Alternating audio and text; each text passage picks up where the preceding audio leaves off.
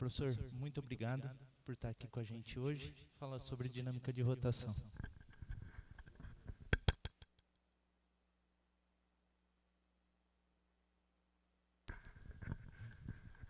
Bom, sou eu quem agradeço a oportunidade, professor Nicoletti, professor Aldemir, obrigado aí pelo convite. Um certo desafio, né, de encaixar isso numa agenda num momento bastante complicado para mim, mas me deu a oportunidade de pensar sobre tantas apresentações bonitas que tivemos desde a manhã de hoje. Eu vou conversar um pouco com vocês, vou tentar fazer isso de uma forma, espero, né, leve, sem entrar muito em detalhes de equações, mas contar um pouco uma história daquilo que a gente vem fazendo nos anos mais recentes. Minha tese de doutorado era um rotor vertical e flexível, um rotor que completamente assimétrico em termos da suspensão dele, e naquela época a modelagem foi feita pelo método das matrizes de transferência. Os elementos finitos estavam começando. E eu optei, uma escolha na época, fazer isso pelo método das matrizes de transferência, que considerava as porções de eixo como sistemas contínuos, né? E ontem eu brincava no bar onde a gente estava que para determinar as frequências naturais correspondendo a uma das velocidades de rotação do diagrama de Campbell, eu gastava a noite.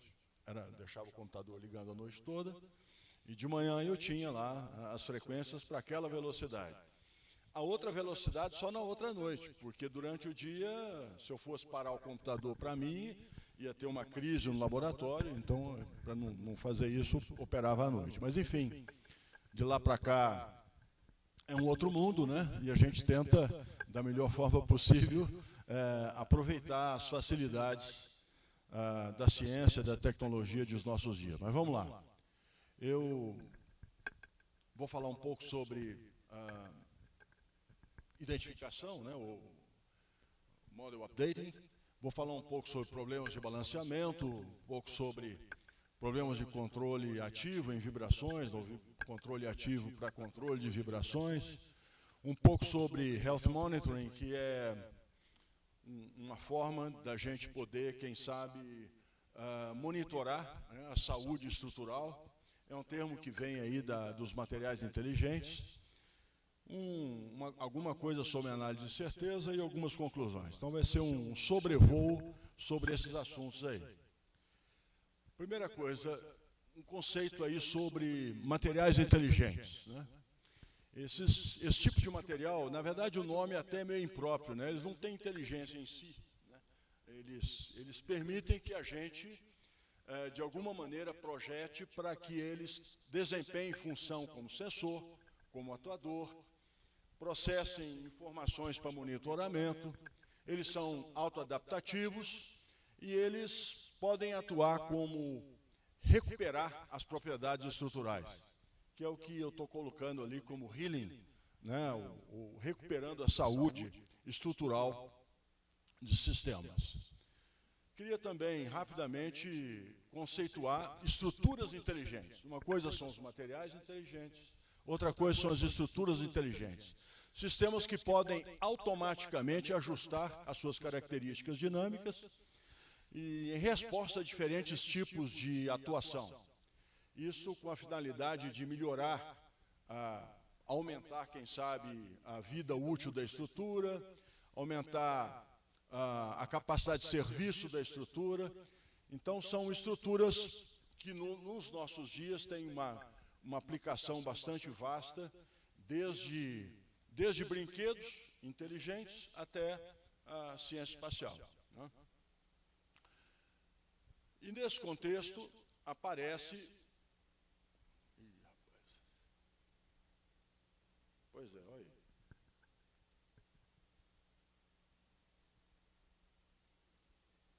O que pode ser, hein?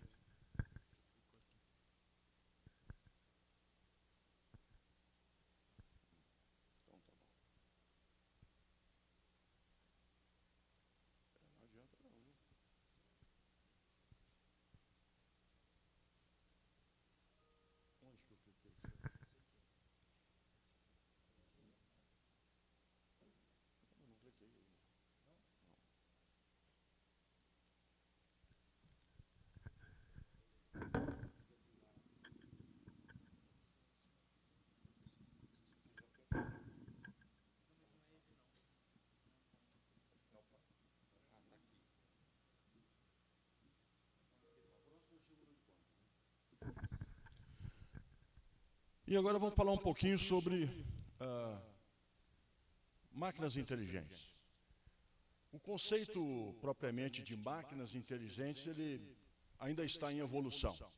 Mas eu gosto de usar como referência uma definição que a gente encontra nessa bibliografia do Lees, em que ele diz que uma máquina inteligente é aquela em que alguma facilidade para o diagnóstico automático de falhas está acoplado à capacidade de aplicar cargas de correção para otimizar o comportamento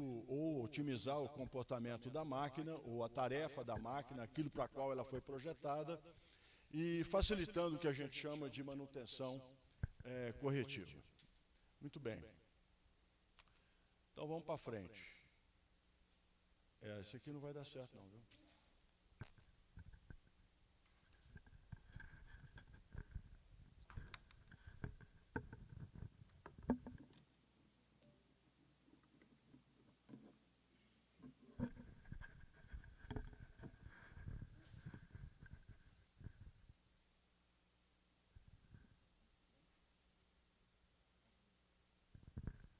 Então vamos lá. Falar um pouquinho sobre dinâmica de rotação no contexto de máquinas inteligentes. Características inerentes dos rotores flexíveis e diversos tipos de mancais e acoplamentos, evidentemente a gente viu isso praticamente em todos os trabalhos, eles introduzem certa complexidade às máquinas inteligentes. As características mais importantes das máquinas inteligentes, uma primeira aproximação seria isso que está aí. A capacidade de inferir sobre o seu estado interno. A capacidade de diagnosticar falhas, desbalanceamento, existência de trincas, problemas de mancais, coisa dessa natureza. Teria também a introdução de forças corretivas no caso de falhas de uma maneira geral. E aí aparece o conceito de balanceamento automático, controle ativo, etc. Finalmente, consideração de incertezas e projeto robusto. Então, a gente hoje conceitua uma máquina inteligente com pelo menos essas características básicas que começam desde o projeto até a operação da máquina.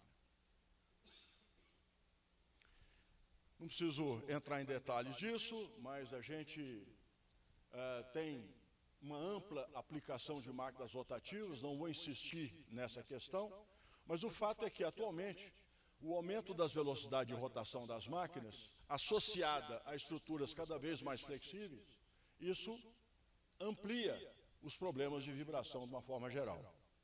Muito bem. Então, redução de vibração, a gente vai falar sobre balanceamento, tem a questão do monitoramento da saúde estrutural do sistema, tem as diversas técnicas de controle, tanto ativas como passivas, e tudo isso dentro desse contexto que a gente está chamando de rotores inteligentes.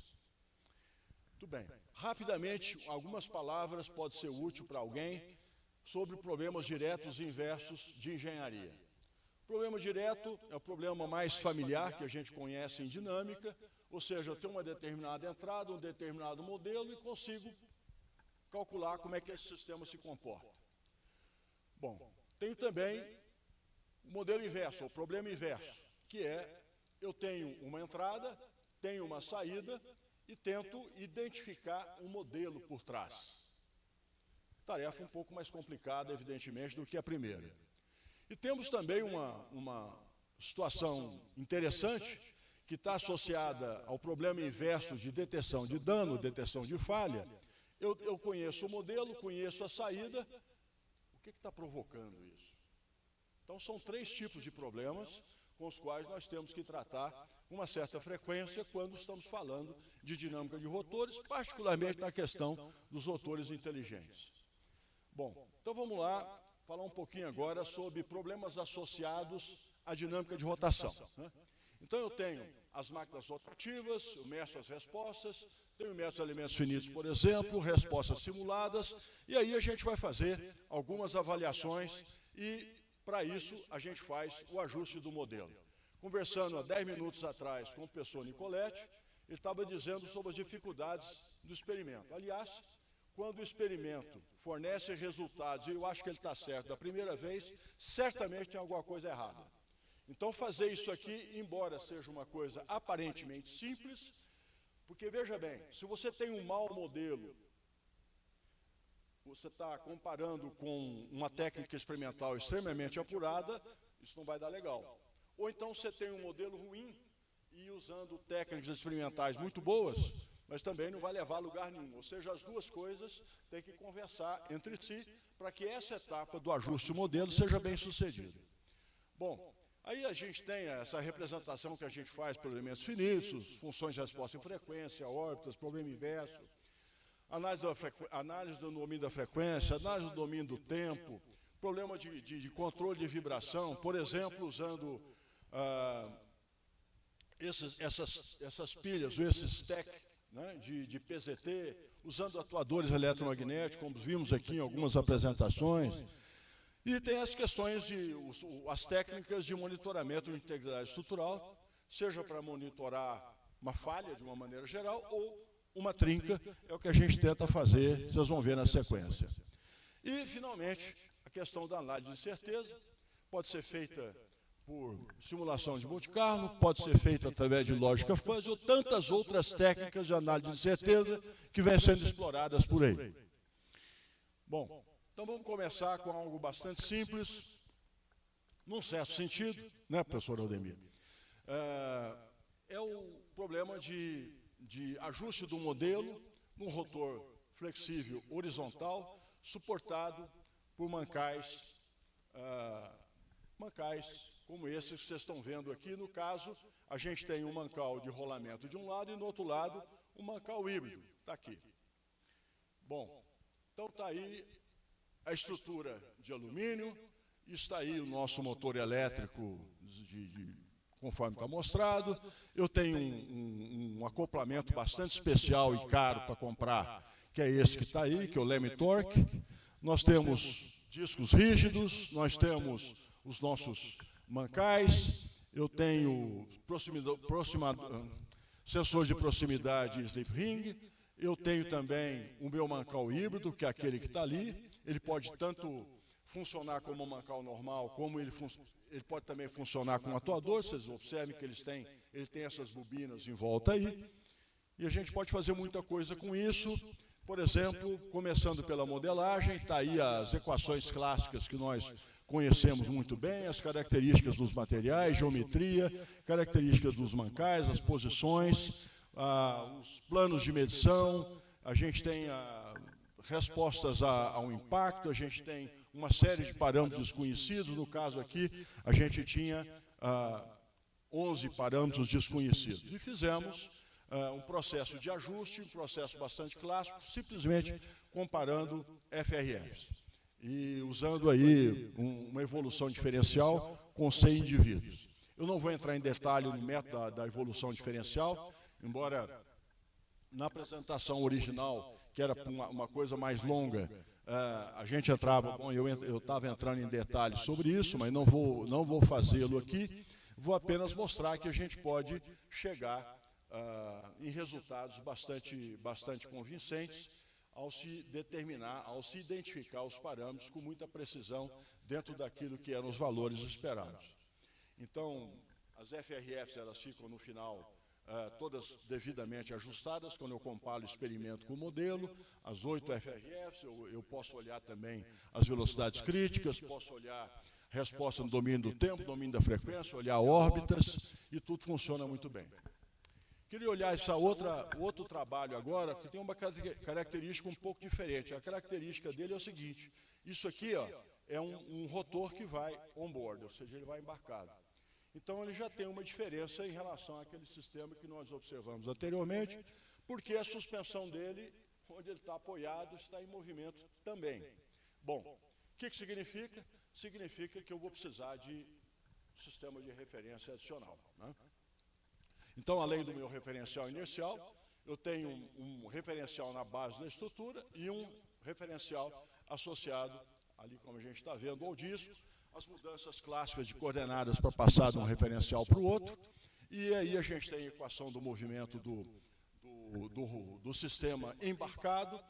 aqui a gente vê uma bancada experimental que está exatamente, esse dispositivo, essa pequena bancada de rotor, ela está montada num excitador grande que a gente tem, que permite a excitação em 2 direções simultaneamente. No caso aqui, se não me engano, a gente utilizou só essa direção aqui, horizontal, para excitar o sistema. E a gente pode também, num problema mais complexo, que eu não vou mostrar aqui por falta de tempo, é olhar um sistema rotativo embarcado, porém numa situação em que há roçamento entre o estator e o rotor, né, que é o fenômeno de rubbing. Muito bem. E aí a gente pode determinar os parâmetros usando técnicas semelhantes a essas anteriores, e a gente vai conseguir. Bom, aqui eu tenho valores numa faixa, né, para cada um desses parâmetros aqui. Eu tenho uma fronteira inferior, uma fronteira superior, e eu tenho o valor realmente nominal. Bom, e aí, feito o ajuste de um sistema como esse embarcado, a gente tem resultados muito semelhantes, e isso aqui foi feito na direção vertical, isso aqui foi feito na direção horizontal, esse aqui na direção vertical. O fato é que a gente consegue obter respostas de FRF bastante razoáveis, bem ajustadas, aceitáveis para um sistema mais complexo em que o rotor está embarcado. Então, aqui a gente tem um detalhe um pouco melhor da nossa bancada. É uma bancada realmente que permite fazer coisas mais complexas do que essa que a gente está mostrando aqui, mas aqui a gente utilizou com sucesso para fazer ajuste de modelo, e eu não vou insistir mais nessa direção, porque a gente já trabalhou bastante na manhã de hoje em ajuste de modelo. Mas você pode olhar resposta no tempo, resposta em frequência, ajustar todo mundo. Agora eu queria mostrar para vocês hoje nós falamos de um colega da Ilha Solteira, que é o Tobias, e esse trabalho a gente fez junto com o Tobias há algum tempo atrás, mas ele é muito interessante, porque a gente faz balanceamento sem massa de teste, só que num sistema que tem uma não linearidade localizada. Vocês sabem que se o sistema for não linear, por exemplo, a técnica dos coeficientes de influência, ela não funciona por uma razão muito simples, que não há uma proporcionalidade entre a excitação e a resposta. Então, o método coeficiente de influência vai embora. A gente tem que pensar em algumas outras coisas. No caso aqui, veja que a gente tem um atuador eletromagnético nessa posição aqui, modelo, aqui tem meu circuito ferromagnético, aqui eu tenho a força eletromagnética, dependendo aí do número de espiras, corrente, permeabilidade magnética do meio, da geometria e assim por diante. Bom, essa figura eu gosto muito dela, porque quem não acredita em não linearidade localizada, provocada por no caso, aquele tipo de Mancal híbrido, se você, olha só, a resposta ao desbalanceamento para diferentes valores de corrente. Então veja que, à medida que você mexe na corrente, isso se desloca, né? Então é um cuidado adicional que a gente tem que ter sempre que a gente tiver algum tipo de não linearidade no sistema, né? E, enfim, mesma coisa aqui. Aqui eu tenho no RANAP, né, mostrando como é que a coisa funciona, e aqui na desaceleração. Então veja que esse tipo de situação, ele caracteriza um problema que eu preciso ter uma forma diferente de resolver ou de balancear o sistema. Então, primeiro passo para resolver o problema de balanceamento é a identificação do modelo. Não preciso insistir nisso, é da nossa familiaridade. A gente vai aplicar forças naquele disco D2, e nas 2 direções, e olhar a resposta do sistema e determinar os parâmetros desconhecidos. No caso, foi feito por uma técnica heurística de otimização. Então, está aí, né, a gente consegue ter o experimento, ter o modelo analítico, e depois, no segundo passo, eu vou tentar usar técnicas de identificação para determinar o desbalanceamento. Então, para isso, a gente acrescentou uma massa desbalanceada no rotor, com essas características que aqui estão. e depois eu vou medir a resposta do sistema numa dada velocidade e depois vou minimizar essa função objetivo, que é simplesmente uma função objetivo clássica envolvendo as respostas medidas e as respostas simuladas.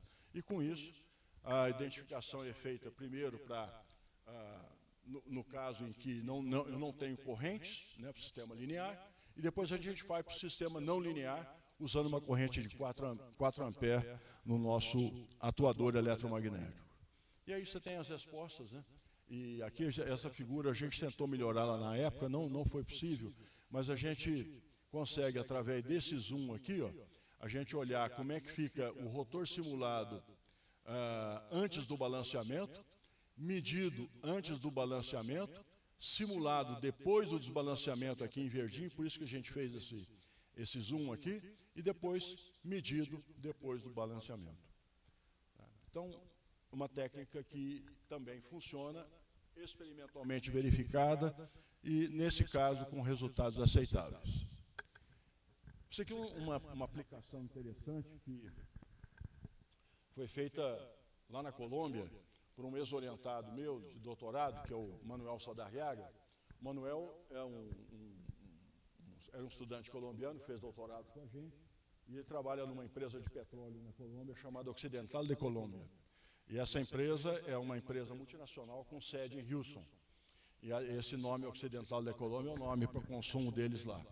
E nós trocamos figurinha, ele estava com um problema de otimizar a posição das lâminas num turbocompressor, e ele queria usar algoritmos genéticos. Então, a minha modestíssima participação nesse trabalho foi passar os códigos para ele poder brincar lá, e eu fui dando palpite à distância à medida que ele desenvolveu a aplicação real, vocês vão ver.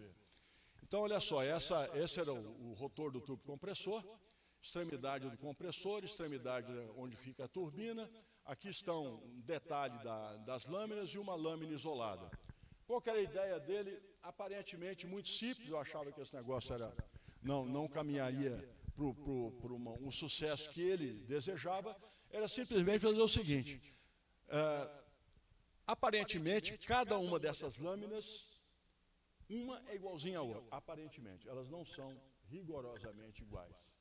E qual que é a ideia dele? Ao invés de mexer nas lâminas, mexer na posição em que essas lâminas são montadas, até que ele tivesse a melhor solução possível para aquele conjunto de lâminas, ou de pás. E assim foi feito. O processo foi resolvido por otimização. Essa é a aplicação dele, o motor diesel, aqui está o turbo compressor.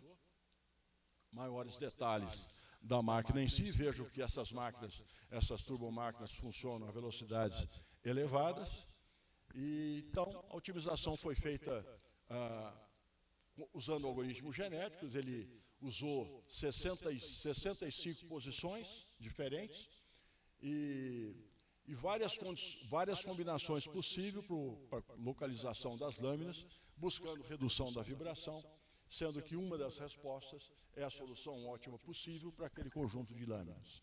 Foi isso que foi feito e encontramos soluções muito boas para isso, e ele conseguiu aí, simplesmente, em resposta ao desbalanceamento, 92% de redução. Eu não acreditava que chegaríamos a resultados tão bons, e, posteriormente, isso tendo dado certo, ele apresentou isso na sede da empresa em Houston, foi bastante elogiado lá naquele contexto. Falar um pouquinho sobre controle ativo, e para isso a gente vai usar atuadores de PZT. Ao invés de a gente usar um atuador eletromagnético, mostrando para vocês agora há pouco, vamos pensar em usar atuadores com esses stacks de PZT, ou pilhas de PZT. Bom, no passado a gente usou muito técnicas de controle passivo, particularmente usando materiais viscoelásticos, né? Hoje, inclusive, numa apresentação, se não me engano, o Greg deu uma sugestão de usar material viscoelástico. A gente fez isso muito no passado, com muito sucesso. Realmente, materiais viscoelásticos têm uma boa aplicação em dinâmica de rotação, em que pese o fato em aplicações industriais, o material viscoelástico ao longo do tempo, especialmente sob variação de temperatura e sujeira, perde suas propriedades. Então, periodicamente teria que ser substituído. De qualquer maneira, isso é para controle passivo. Então, essas aplicações são limitadas a uma faixa de frequência limitada, e um conhecimento bastante detalhado da dinâmica do sistema é necessário para que a gente tenha sucesso nessas técnicas passivas. Já nos controles ativos, né, a gente tem essas duas opções, pelo menos as duas que a gente tem utilizado no nosso laboratório. Essas técnicas, elas são versáteis, elas são adaptáveis facilmente a diferentes configurações de máquina, sem grandes problemas.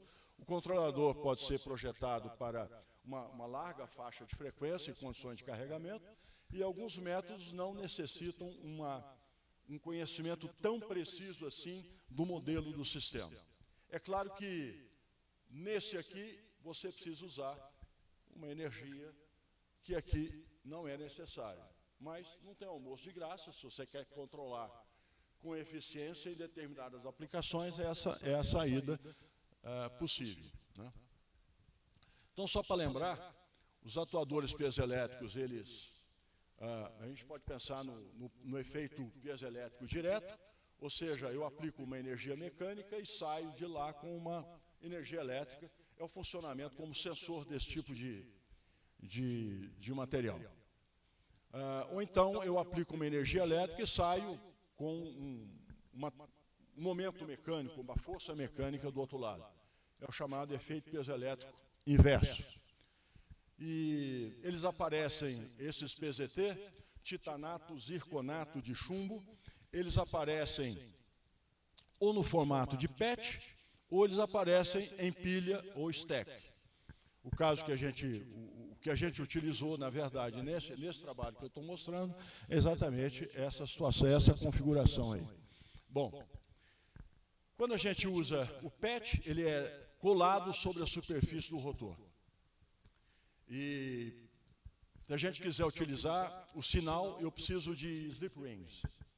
Já o PZT, ele é instalado na posição dos mancais.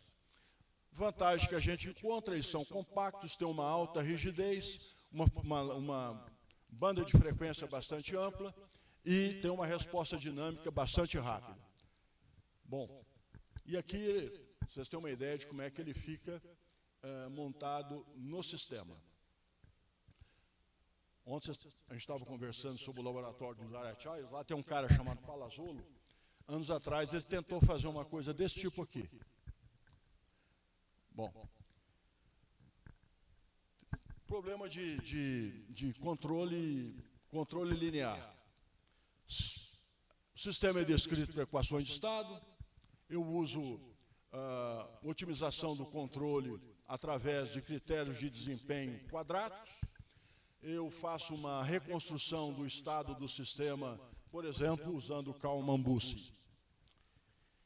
E aí, essas técnicas, elas são aplicáveis a sistemas MIMO e aplicáveis a sistemas variantes no tempo, e a estrutura, né, seria algo como a gente vê aqui nessa figura, e a gente viu outras figuras como essa antes. Mas aqui está o que a gente fez nessa bancada experimental. Então, aqui estão o acoplamento flexível, né, essas hastes flexíveis que vocês estão vendo aqui nessa extremidade do rotor. Aqui estão os meus atuadores piezoelétricos, um na direção vertical, outro na direção vertical. Aqui estão meus requisitos de projeto que eu desejo para esse tipo de sistema, a modelagem dessa estrutura por elementos finitos. Depois está com tudo pronto, eu tenho essas características para os discos, para os mancais, frequências de vibração, sensores de proximidade nessas regiões estão mostradas aí. Temos um sistema de aquisição de dados acoplado, muito parecido com aquilo que a gente já tem nos nossos laboratórios, a não ser pelos atuadores piezoelétricos. Então, tem os dois atuadores piezoelétricos, um amplificador de tensão e uma placa de space. Nada muito complicado. Aqui estão nossos resultados experimentais, aqui sistema sem controle, sistema com controle, idem aqui para outra direção. Sistema ainda em repouso, não tem nada girando aí. Sistema sem controle, sistema controlado, mostrando que o atuador está funcionando, os atuadores estão funcionando. E, finalmente, a gente pode fazer isso girar a 2.000 rotações e observar o que acontece no momento em que eu aplico o controle. Interessante observar que eu não consigo oferecer resultados experimentais para o caso sem controle do sistema rotativo, que as amplitudes de vibração eram tão grandes que a gente achou melhor não correr o risco e tiramos apenas, né, esse resultado teórico. Eu não tenho o resultado experimental para o sistema sem controle, apenas a resposta para o sistema controlado. Muito bem. Aí uma outra situação do mesmo sistema, em que a gente tem o regime transiente, o que acontece caso sem controle, caso com controle, sempre com os atuadores. E agora vamos continuar com o controle ativo, só que pensando nesse mancal híbrido que a gente tem aqui. Vocês devem ter se lembrado daquela, alguns slides antes, tinha um atuador como esse, bastante parrudo. Esse já é um otimizado, feito em casa lá no nosso laboratório, algum tempo atrás. E ele é bem mais compacto que o anterior e com uma performance superior também. Muito bem. Então, tem as características do atuador eletromagnético, eu tenho todas as propriedades do fio que foi utilizado, a força eletromagnética, aí vai entrar a questão da propriedade do material, a permeabilidade relativa.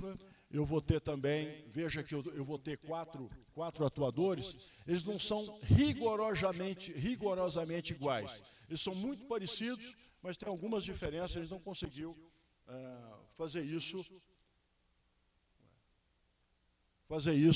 ficar igualzinho para os 4 atuadores eletromagnéticos.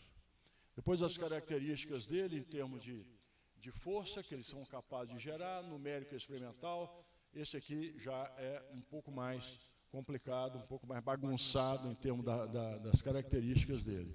E ele é montado, e aí estão as diversas possibilidades, né? Quer dizer, eu posso montar isso como se fosse um mancal e utilizá-lo como atuador.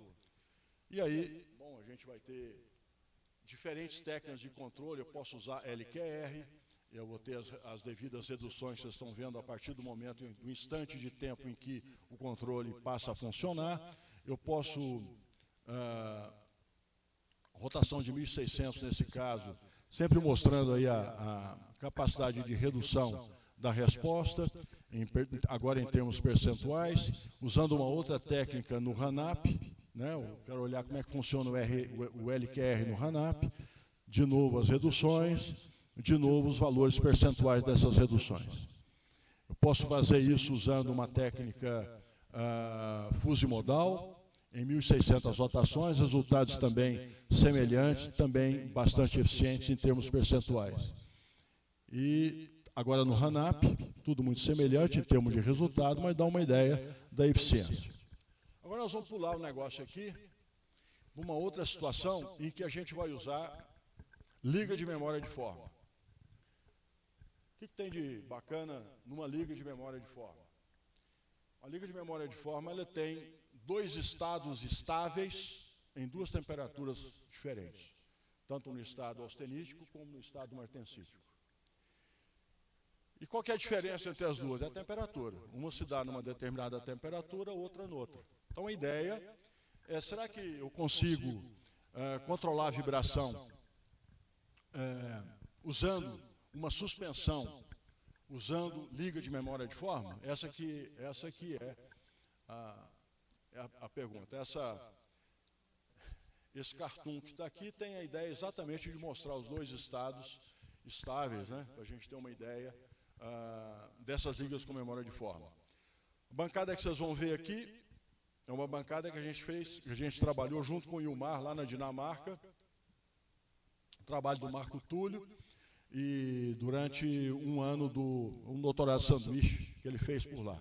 Esse aqui era o desenho, né, a ideia conceitual da bancada, né, em que você tem aqui, ó, aqui você tem a maneira de introduzir, tinha um heat gun capaz de introduzir calor, né, a essa câmara, e de tal forma que os materiais com memória de forma que estão aí dentro pudesse ter a influência desse calor nos dois estados que eu quero, e vamos ver como é que a coisa funciona na prática. Bom, aqui tem um sistema o sistema dos cabos, né, que eu uso de suspensão para esse sistema.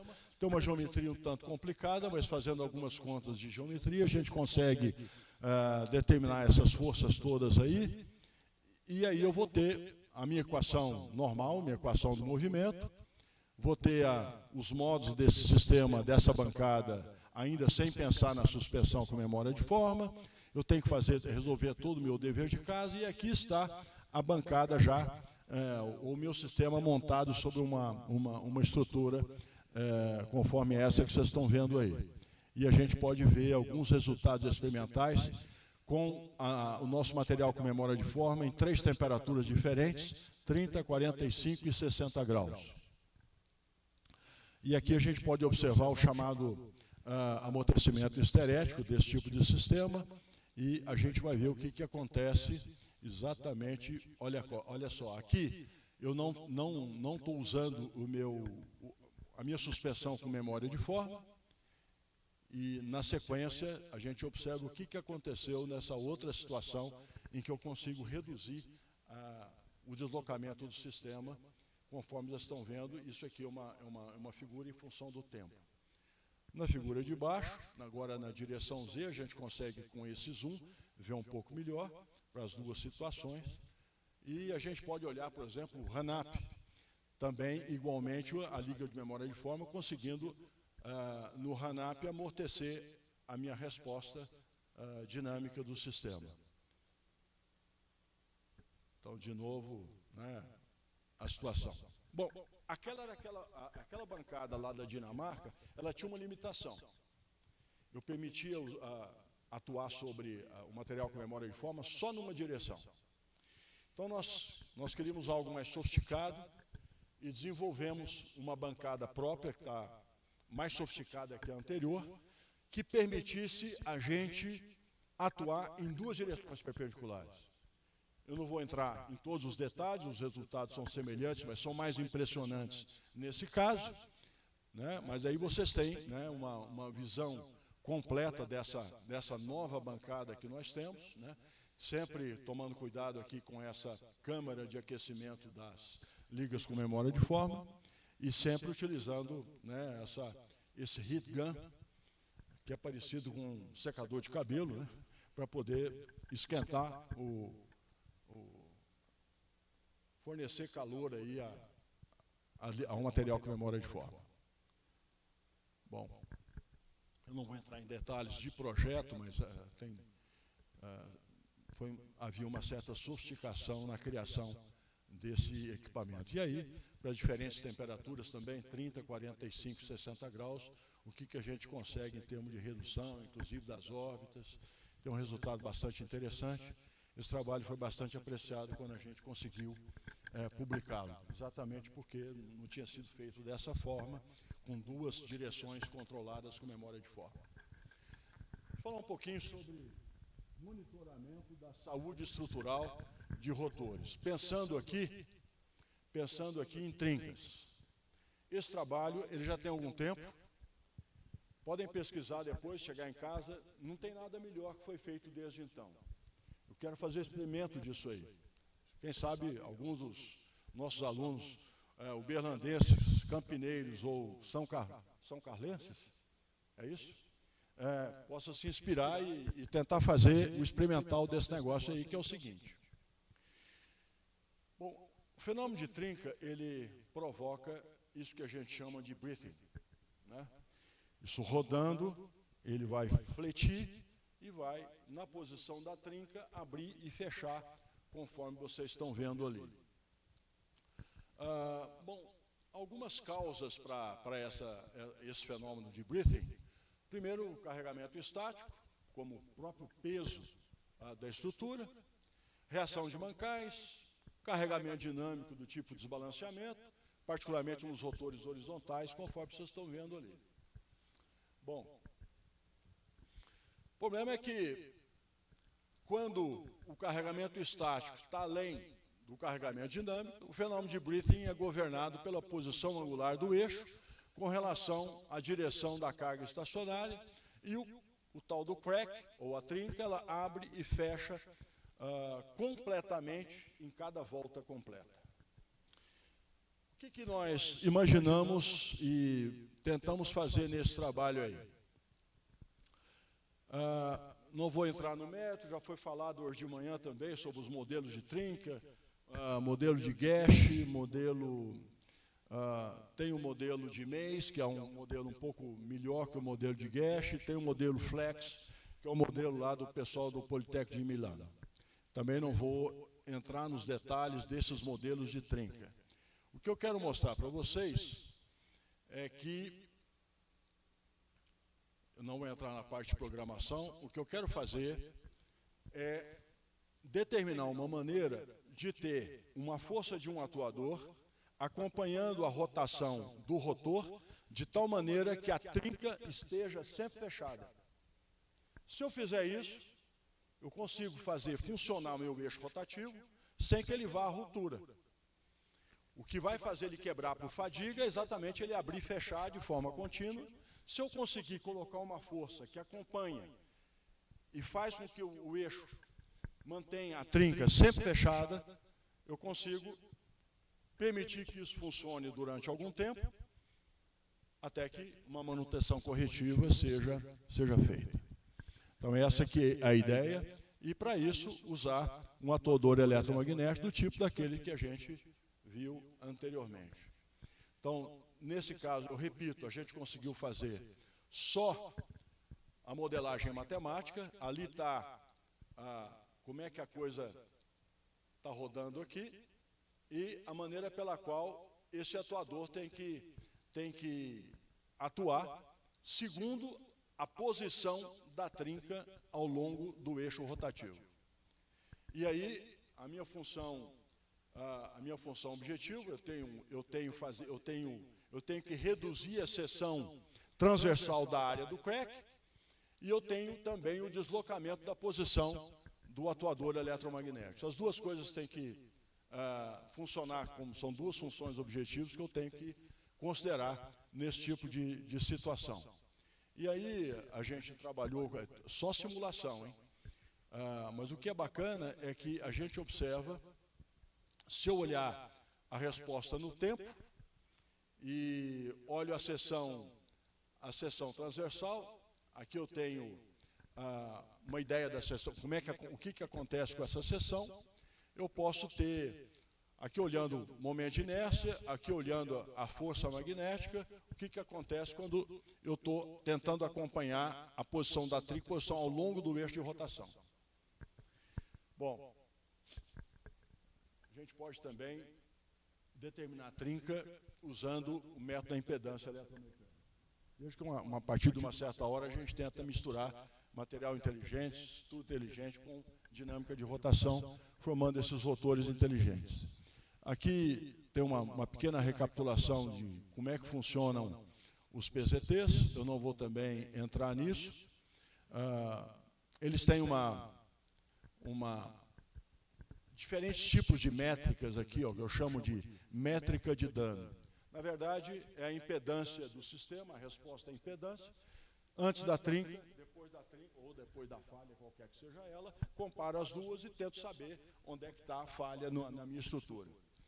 A gente fez isso no INCT, há alguns anos atrás, para uma estrutura grande, uma estrutura aeronáutica, e aqui a gente aplicou em máquinas rotativas. E aí isso é para ser aplicado com o rotor com o sistema em operação. Então, a aplicação original que a gente tentou fazer, como é que nós começamos? A gente começou com essas cerâmicas, né, piezoelétricas, coladas ou instaladas diretamente no eixo. E aí dava um trabalho danado, porque a gente tinha que usinar essa região do eixo, exatamente para que tivesse uma seção mais plana possível, uma região mais plana possível que ao longo do eixo, para que a gente pudesse instalar os PZTs. E assim, a gente coletava os sinais dos PZT através desses sleep rings que estão aí. Aí tem uma ideia da coleta do sinal, que vem dos PZTs e etc. E conseguimos fazer isso, por exemplo, identificar uma pequena massa colocada numa determinada posição do eixo rotativo. A gente conseguia fazer isso com uma certa tranquilidade, e depois a gente percebeu que isso não era a melhor solução. Até que fomos apresentados aos MFC, que são sensores ou transdutores também piezoelétricos, mas eles são bastante flexíveis. Então não preciso mais usinar a superfície do eixo, basta eu instalar esse MFC diretamente sobre o eixo, uma vez que ele é flexível, e aí a gente consegue um resultado muito melhor nesse tipo de coisa. Ele pode facilmente ser adaptado às superfícies curvas, conforme está ali. E aí a gente pode medir os sinais de impedância para determinadas situações, e ali está uma pequena trinca que a gente introduziu manualmente sobre o sistema, e ali está a posição da trinca, aqui está o PZT, o sinal todo coletado através de sleep ring. Aí tem a questão da temperatura ambiente, né, do laboratório, que a gente conseguiu manter entre 18 e 21 graus. A temperatura influi sobre o resultado do sinal de impedância. E aqui a gente tem um impedancímetro que mede exatamente essa resposta, mede essa impedância, para que a gente possa coletar, né, essa resposta na faixa que a gente quiser. Bom, uma coisa que a gente observou, então, é a identificação de uma pequena massa colocada no eixo, e diferentes respostas de impedância são coletadas. E o que eu quero mostrar para vocês agora é o seguinte, ó. Quando é o problema da temperatura. Se a gente não tomar cuidado com a temperatura quando faz esse tipo de medição, a gente fez um teste em laboratório com uma placa para ver o que acontecia. Aqui a temperatura variando de 30 a 55 graus. Então, está lá a placa numa câmara térmica, permitindo essa variação de temperatura.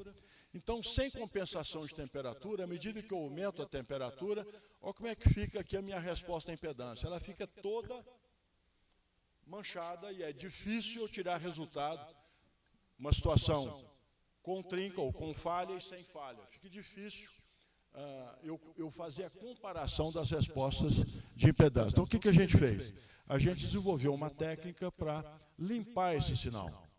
E aí, a influência da temperatura é compensada. Então, automaticamente, quando eu tenho sinais com essa aparência aqui, fica muito mais fácil a gente fazer o tratamento desses sinais e avaliar o que aconteceu com a minha estrutura durante a sua vida útil, em termos da possibilidade de aplicação da possibilidade de existência de falha. Na estrutura aeronáutica, você vai colocar sensor no avião inteiro? É óbvio que não. Onde é que a gente colocava sensor? Nas regiões onde a Embraer nos informava que eram regiões susceptíveis de falha. Bom, então, por exemplo, região em torno de portas, regiões molhadas do avião, eram regiões, porque parece ponto de corrosão. Então, essas regiões eram monitoradas, e a gente conseguia.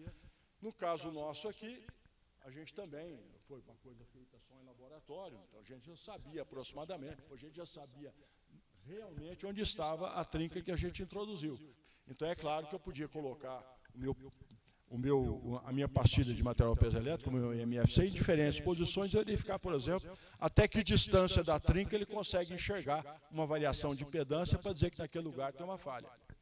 Essa é uma pergunta que teria que ser respondida, né? Bom, e aí, pessoal, apenas detalhamento disso que eu falei, e aqui, aplicando lá no rotor a compensação de temperatura, e a gente consegue, considerando uma trinca com 8,5% de profundidade, e também com 19,5% de profundidade, usando uma das métricas possíveis, que é essa CCD, e aí a gente compara a condição original, né, que a gente chama de condição sem nada, sem problema nenhum. Aqui é uma trinca com 8,5% de profundidade e uma trinca com 19,5% de profundidade. E eu posso olhar o que acontece sem a compensação de temperatura e com a compensação de temperatura, comparando aqui essa métrica de dano e assim definir um limiar a partir do qual eu tenho garantia de que naquela região tem uma trinca. Bom, eu vou andar mais rápido agora para não passar o tempo. A gente andou também trabalhando com análise de incerteza. Claro, dentro do nosso problema básico, que é um rotor flexível suportado por mancais de filme de óleo. Então, esses mancais, eles, embora feitos com muito cuidado, têm algum tipo de imperfeição geométrica. Portanto, muitas vezes também, além disso aqui, vou ter muitas vezes uma situação de operar esse sistema sob condições não ideais. Bom, e aí, a análise de incerteza passa a ser uma alternativa de projeto interessante. Posso, considerando essas coisas aqui, fazer uma análise de incerteza e determinar esses envelopes superiores e inferiores, a partir dos quais eu possa definir uma região que é segura, por exemplo, sei lá, como essa região, essa órbita verde que está aqui, de acordo com os critérios que eu achar que são necessários no caso da aplicação. Existem várias possibilidades para considerar a incerteza, eu disse isso no início. Tem a simulação Monte Carlo dentro de uma característica própria, que é o hipercubo latino. Nesse caso, eu tenho que considerar que o campo de estocástico tem que ser conhecido, é uma limitação da técnica. Geralmente o pessoal admite uma distribuição gaussiana como essa, as coisas ficam mais simples. Eu não vou... Posso usar também uma lógica fuzzy também para fazer análise de incerteza, uma outra maneira de fazer, é como a gente geralmente faz lá em Uberlândia, usando a teoria fuzzy. E aí a gente testa isso sobre determinado sistema, no caso aí uma máquina rotativa horizontal de laboratório própria para fazer esse tipo de coisa. Eu consigo introduzir diferentes condições sobre essa máquina e determinar os intervalos de incerteza que eu quero, considerando essa folga radial determinada pelas medidas, considerando variação medida na temperatura do óleo, sempre na saída. E aí, bom, eu tenho minhas características do mancal, eu tenho os intervalos, eu tenho os intervalos previamente ajustados, e depois eu vou usar minhas teorias de fuzzy, usando mancais muito semelhantes dos dois lados, usando uma função de pertinência triangular, e aí, na sequência, eu consigo fazer, por exemplo, a análise de incerteza para uma dada rotação de 900 RPM, apenas nesse exemplo, e a gente vê como é que era a resposta determinística, como é que era a situação limite em vermelha, a situação limite inferior, situação limite superior e o meu experimento em azul. Bom, em conclusão dessa história toda, que foi muito rápida, o que eu tentei passar para vocês sobrevoando? Técnicas de balanceamento, métodos baseados no modelo, capazes de tratar rotores lineares e não lineares, inclusive balanceamento automático, fica como desafio para a gente aprimorar essas técnicas aí. Importante destacar que tudo que a gente faz, ou quase tudo que a gente faz, é baseado no modelo. Então, tem que ter um modelo confiável do sistema. A grande vantagem daquela técnica de monitoramento usando materiais piezoelétricos é que eu não preciso de modelo. Eu simplesmente vou acompanhar, vou monitorar a resposta do sinal de impedância e tentar, a partir do monitoramento, saber quando é que tem uma falha a ser corrigida.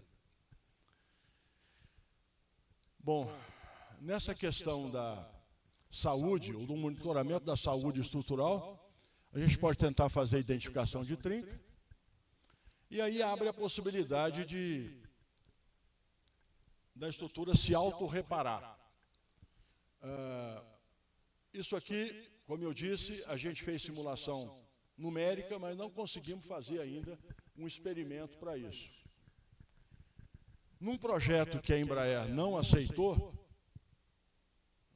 não sei o motivo, a ideia era utilizar um tipo de material composto que, quando sofre um impacto, uma determinada posição, ele se autorregenera.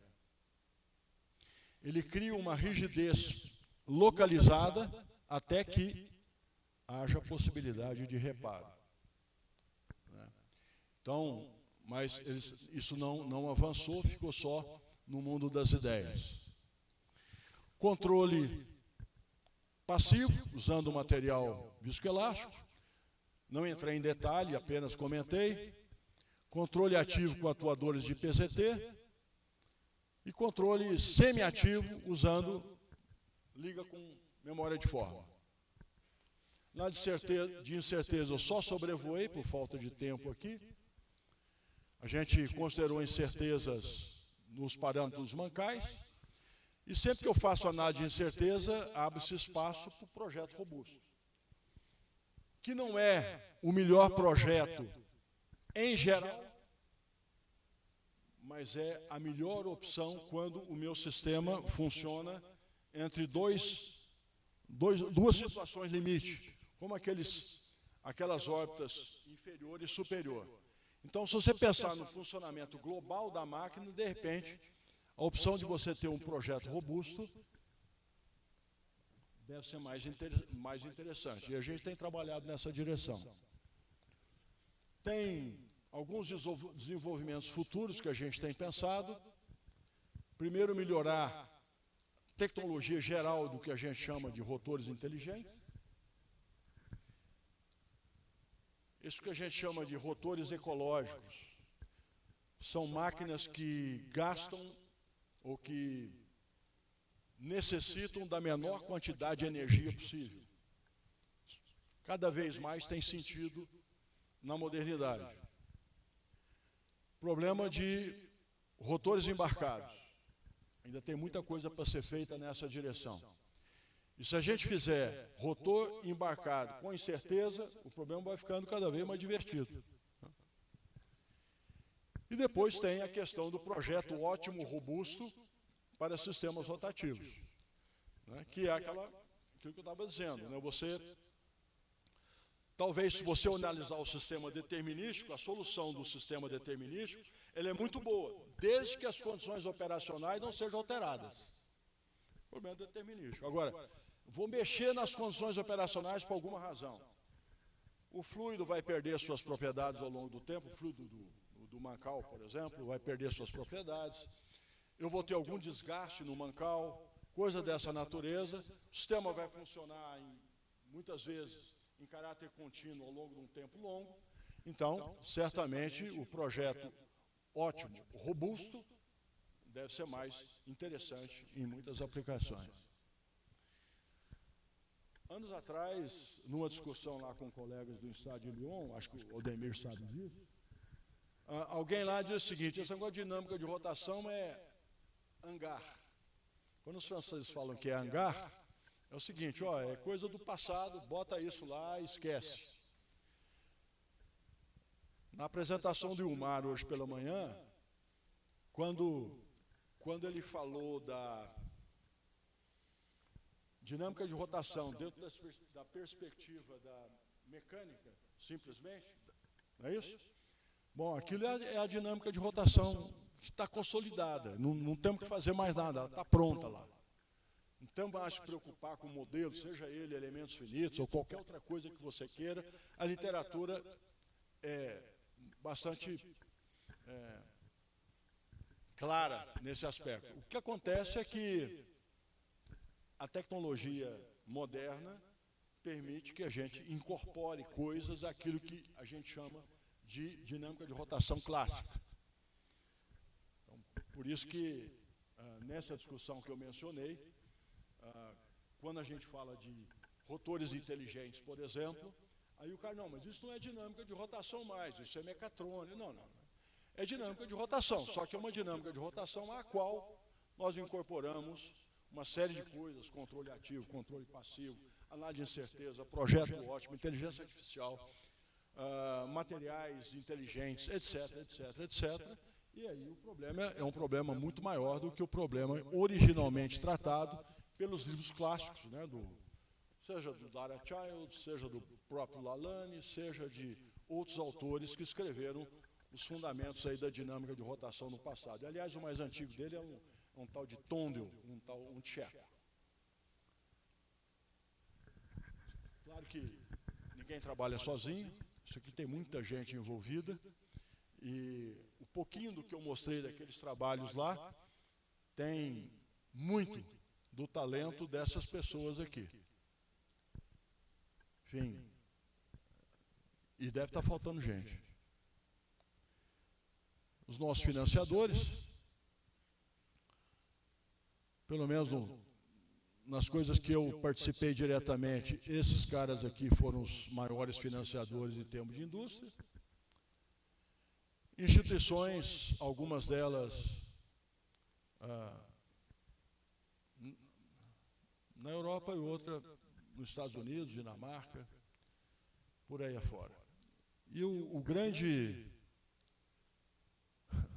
financiador para o laboratório, pelo menos na parte inicial, foi o primeiro INCT que nós tivemos de 2009 a 2015, aproximadamente. E aí, a partir daí, a gente conseguiu fazer muito mais coisa com empresas e facilitou a vida de todo mundo. É isso. Obrigado.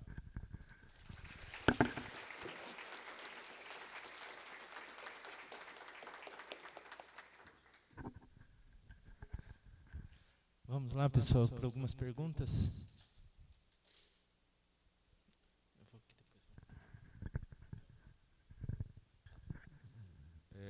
Valdo, obrigado pelo overview, assim, ficou muito legal. Uma dúvida que eu tenho, foi um desafio que você lançou de fazer o rotor rodar com a trinca sempre fechada. Como fazer isso? Aplicando uma força no mancal, por exemplo. A força teria que acompanhar. Na verdade, ele não teria que fazer um momento para fazer a flexão voltar?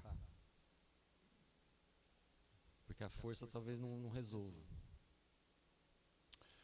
Naquela simulação lá que a gente fez, a gente usou só força.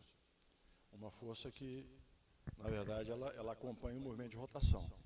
O desafio está em montar um aparato experimental que permita fazer isso. Eu tenho a impressão que se o atuador estiver próximo à trinca, a força resolve. Bom, em que caso que isso pode ser útil? Primeiro, é claro que se a força for muito grande a ser introduzida, não é esse tipo de aplicação que nós estamos procurando. Mas tem várias aplicações de máquinas rotativas de grande velocidade, muito flexíveis, que isso pode ter utilidade. E por isso que a gente quer fazer o experimento. Na simulação, foi bem, mas eu acho que o grande desafio é o aparato experimental para fazer isso.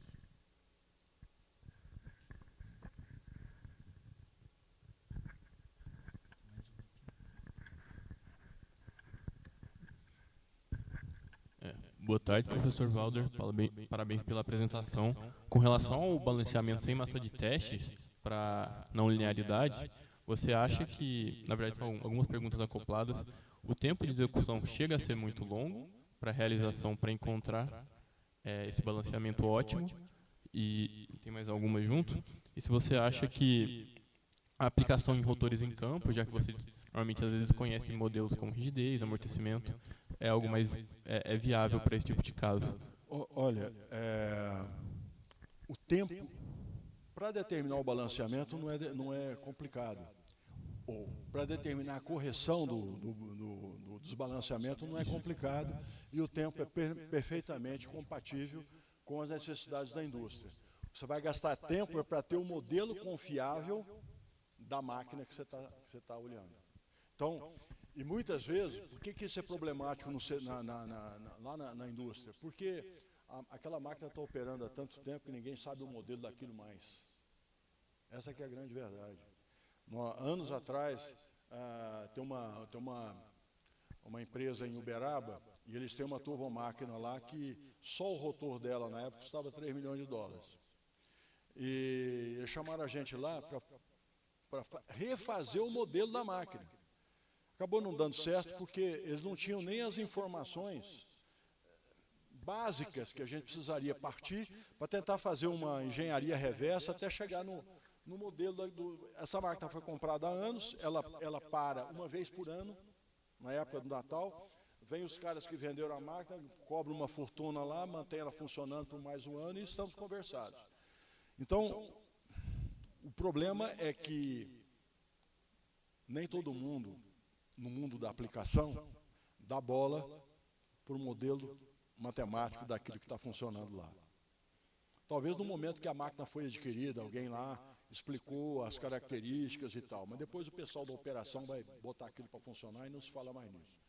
Então eu acho que essas aplicações, elas têm mais sentido em máquinas de grande responsabilidade, mas máquinas que estão em contextos em que há um interesse maior de se monitorar detalhadamente o funcionamento do sistema. Máquinas que estão lá funcionando X horas por dia, normalmente eles não vão ter um modelo. Okay? Muito obrigado. Mais perguntas?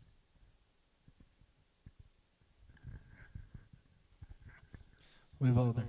Parabéns pela apresentação. Vários temas muito interessantes. E um em particular, eu acho bastante interessante, que é a parte de bancais ativos, né, os sistemas ativos e, consequentemente, material inteligente, né, aplicado a isso. Eu gostaria que talvez você desse uma visão sua, né, perspectiva de futuro. A gente vê casos de sucessos em bancadas, principalmente PZT, liga de memória de forma, magneto reológico, mas a gente sabe que a atuação de força desses componentes muitas vezes é limitada para máquinas de grande porte. Como você vê isso no futuro? Máquina de grande porte, para algumas dessas tecnologias aí, exatamente pela razão que você mencionou. Os stacks de PZT, eles podem fazer uma força significativa. Talvez não para uma máquina de grande porte, nunca tentamos, né? Mas eu vejo que é o futuro, sabe? Porque você pode aplicar diferentes técnicas de controle muito facilmente. Os sistemas são altamente confiáveis. Então, eu acho que é o caminho para muito tipo de equipamento. Por exemplo, talvez até de turbinas aeronáuticas. Talvez. Felizmente, o professor Ewins faleceu, né? Mas ele tinha uma linha de pesquisa com turbina aeronáutica, tanto no Imperial College como na outra universidade para onde ele foi depois, fugiu agora, e ele usava atuadores em bancada, né? Não voando, em bancada. Então eu acho que atuadores do tipo desse que a gente está falando aí, stack de PZT, por exemplo, né? Eu acho que é um caminho para aplicações sofisticadas. Mas eu acho que tem um trabalho nosso ainda por trás aí para chegar em algo que tenha... Tem também a questão dos custos envolvidos, né? os stacks de PZT ainda são caros. Eu acho que tem algum esforço a ser feito, tanto por nós nos laboratórios, como o pessoal desenvolvedor dessas tecnologias na indústria, né? Desenvolvimento Mas de eu novos... vejo, por exemplo, o uso de PZT para fazer monitoramento de rotor.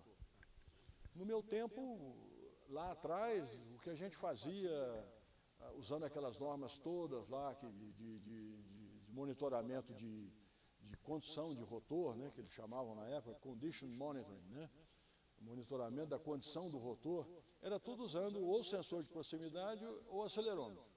Né, metia acelerômetro lá no Macau, vamos ver que esse troço está funcionando, mudou o sinal aqui, deve estar acontecendo isso, e pronto. Agora, eu acho que o sensor de PZT, ele enxerga mais. Talvez ele não tenha chegado ainda na aplicação definitiva.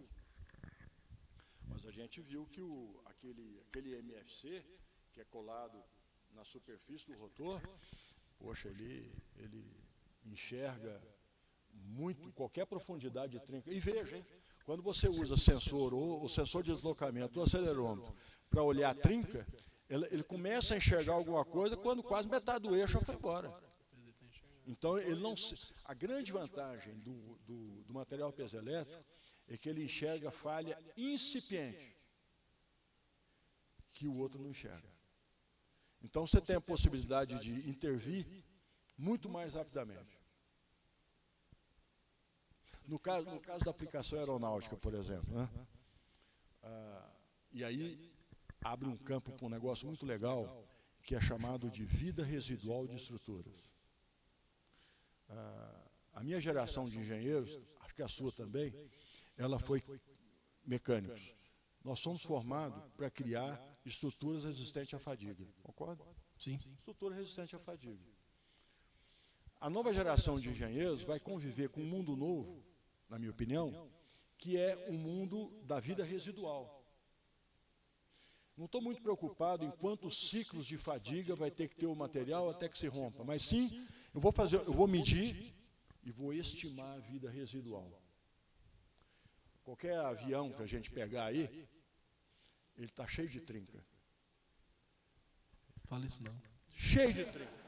Fala isso não. Cheio de trinca. Nada vai acontecer. Você vai voar para Nova York, descer lá em segurança. Por quê? Porque essas trincas, elas estão numa fase ainda muito inicial. Elas não vão influir em nada na segurança da estrutura. Só que no momento que você começa a monitorar, e você tiver um modelo do sistema, como é que isso evolui ao longo do tempo, vamos dizer que você identificou uma trinca em Congonhas. A peça de reposição está em Recife. E o operador vai te perguntar o seguinte: eu posso voar em segurança de São Paulo para Recife, para fazer a troca lá, ao invés de parar o avião, buscar a peça? Bom, avião parado é prejuízo. Bom, e aí, você é o cara responsável, vai ter que dizer, pode fazer o voo tranquilo. Não vai acontecer nada, ele vai pousar lá em Recife de boa, vai trocar a peça. Só que no momento que você tem que... Se você não sabe, está tudo bem, né? No momento que você sabe, tem a interferência humana no processo. Você tem que saber o que você está fazendo, que é exatamente essa coisa da vida residual, que eu acho que abre um mundo bacana aí. E na aplicação, não sei se vocês já viram, o pessoal da Virginia Tech começou lá na época que eu estava lá e estão com esse problema até hoje para aeronave militar, né? O jato decola de um porta-aviões e ele é atingido por fogo antiaéreo antes do destino, mas não de forma catastrófica. E o piloto quer saber o que ele faz da vida. Se ele ejeta e joga aquele troço fora, se vira com paraquedas, se ele prossegue para a missão, ou se a manobra que ele vai fazer de abordagem da missão tem que ser alterada. Aquele loop invertido não pode mais, vai quebra o avião. Quem que vai falar isso? São sensores piezoelétricos, distribuídos na superfície da estrutura, que vão mandar uma informação para o responsável pela missão, que lá, olhando a resposta do sistema, conhecendo o sistema, vai dizer para o piloto, bicho, pula fora logo, porque esse negócio vai quebrar voando. Ou então vai tranquilo. Trazendo talvez para o mundo mais direto que a gente vê, é o famoso pode andar mais 3 voltas que o pneu do Fórmula 1 aguenta. Que é a realidade que a gente... Eu acho que isso passa a valer para máquinas rotativas de grande responsabilidade. Você poder operar a máquina com segurança, com alguma falha. Por que não avança essa área? Talvez em máquinas rotativas, a gente conseguir um fornecedor de máquina rotativa, te dá o histórico de falha daquela estrutura, a gente começa a poder fazer coisa com inteligência artificial.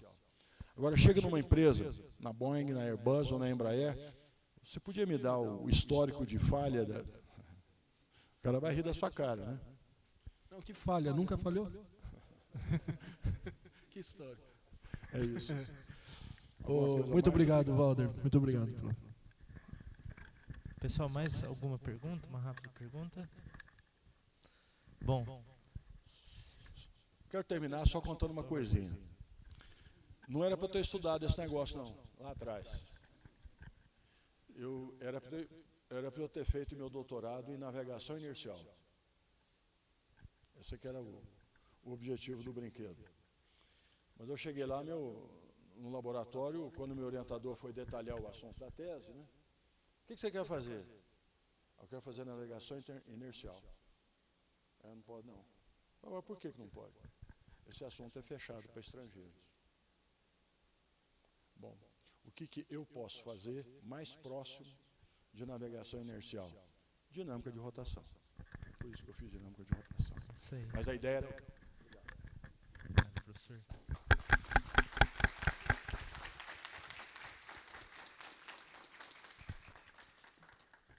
Bom, a comissão, obrigado, professor. A comissão organizadora preparou uma homenagem para o senhor, uma plaquinha, uma singela plaquinha, eu vou ler aqui para o senhor.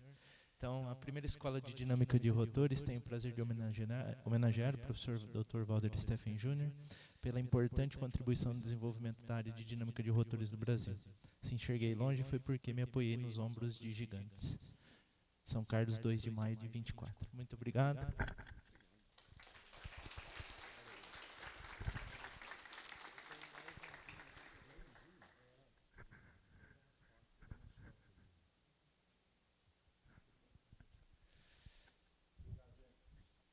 A gente que agradece. A gente gostaria também de pedir para todos, eu acho melhor, né, Rodrigo, tirar a foto, a gente faz, para a gente vir aqui para frente e tirar a foto do evento. Então vamos lá?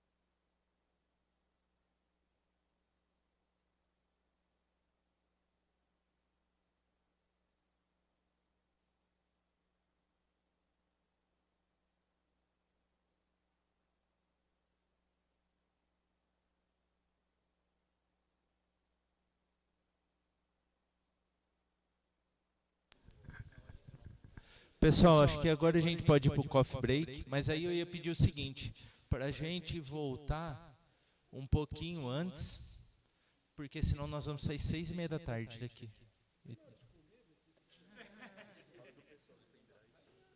Ah, e quem for apresentar à tarde, já deixar o pendrive aqui, tá?